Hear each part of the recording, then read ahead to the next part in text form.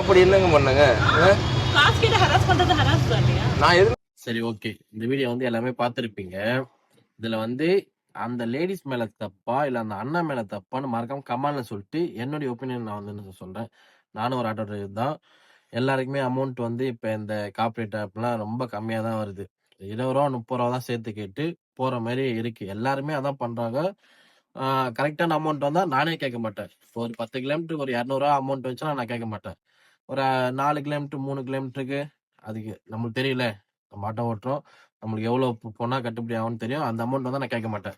அவர் வந்து ரூ. 70 வந்திருக்கு. ரூ. 30 கேட்டிருக்காரு. ஓகேன்னு சொல்லிட்டு போயிருக்காரு. இறங்கும்போது வந்து தரமாட்டேன்.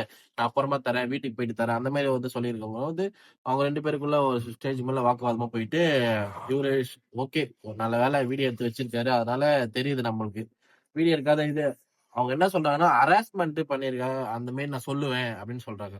இதுல என்ன ஹராஸ்மென்ட்? அவர் காசு அவரு கேட்கறாரு. சவாரி வந்த காசு கேட்கறாரு. அதுக்கு ஏன் இப்படி பண்றீங்கன்னு தெரியல.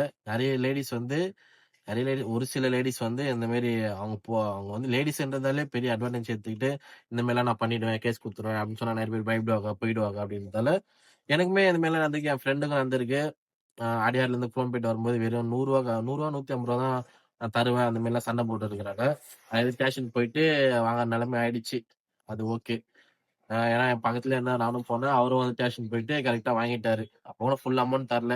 ரூ. 200வோ, ரூ. 250 தான் குடுத்தாங்க. ரூ. 300 நம்மளுக்கு தெரியும். அடையார்லேருந்து குரோம்பேட் வர ரூ. 300 ஆகும் அப்படின்னு. 15 கிலோமீட்டர்.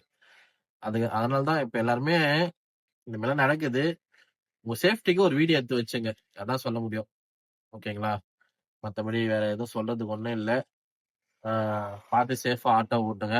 ஆ அவனுங்க தான் அமௌண்ட் கம்மியா போடுறானுங்க. Corporate companies. நம்ம வந்து என்ன சொல்றது? கஸ்டமருக்கும் புரிய மாட்டேருக்கு.